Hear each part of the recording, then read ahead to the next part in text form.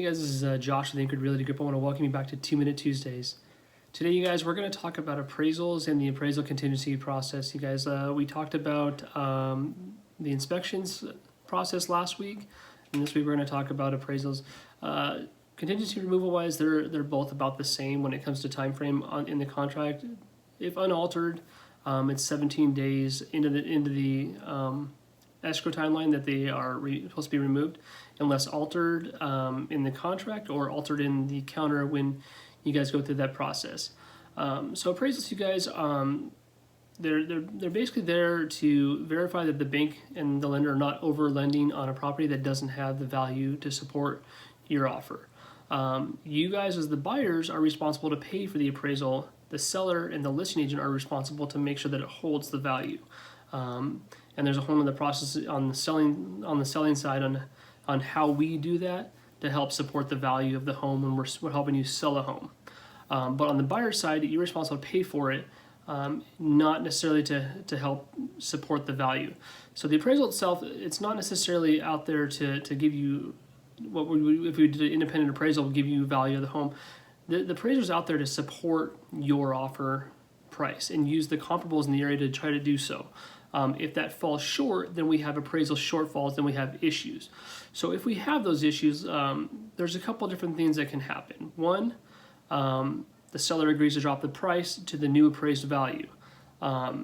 Two, you can meet in the middle somewhere,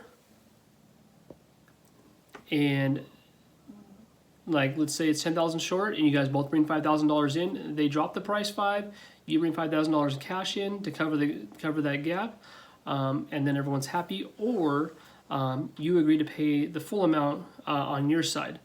We're not necessarily in that kind of a market right now where that happens. We were there at one point. We're still kind of flirting that line where the sellers aren't really needing to negotiate. So just be aware if that happens. We're gonna have some struggles on what we want to do with that, but that's a communication between the two agents on how we can work best for everybody.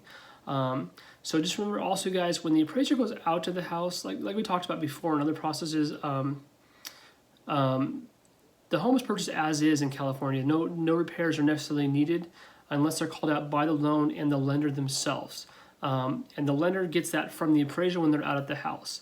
VA is probably the most stringent with the highest standards when it comes to their requirements when they do the appraisal on what they may call out.